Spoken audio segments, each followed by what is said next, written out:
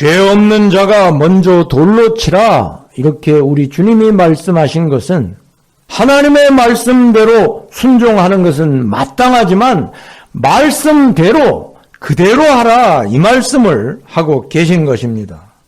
이것은 너도 죄인이면서 누구를 죄인이라고 판단할 수 있겠느냐, 이 말씀이 아닌 것입니다. 이것은 주님이 죄인이라도 심판의 자격을 주시면 그는 심판자로서 심판해야 하는 것입니다.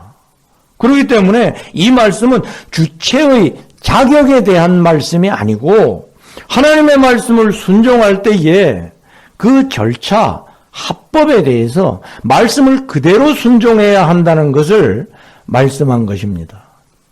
그러므로 우리는 그 누구의 어떤 일에 대해서라도 하나님의 말씀, 하나님의 진리를 기준으로 정확하게 옳은지 그른지 판단하고 분별할 수 있어야 합니다.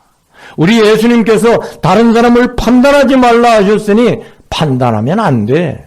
그 말씀도 그런 의미가 아니에요. 하나님의 말씀은 우리가 잘 분별해야 하고 의와 진리의 거룩함 가운데 의냐 죄냐 더럽냐 정결하냐 이것을 반드시 우리가 구별해야 그 다음에는 우리가 의와 거룩함을 취할 수 있는 것입니다. 하나님은 그 말씀에서 그 간부와 음부를 반드시 죽일지니라, 반드시 죽이라 했습니다.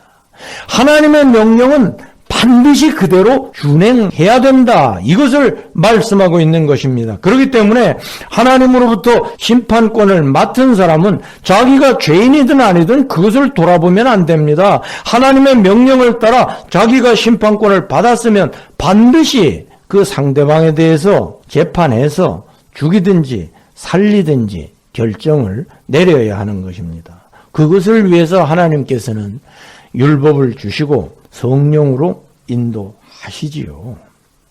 그러므로 우리는 이 말씀을 오해해서는 안 됩니다. 이 말씀, 주님이 너희 중에 죄 없는 자가 먼저 돌로 치라 하시는 것은 죄를 간과하신 것도 아니고 하나님의 말씀을 그대로 우리가 순종해서 따라야 한다. 불법을 행하지 아니하고 저주를 자청하지 말아야 한다. 이것을 말씀한 것이라. 그래서 이 말씀을 풀어본다면 너희 중에 지금 불법으로 하나님의 율법을 거스르지 않는 자가 먼저 돌로 치라.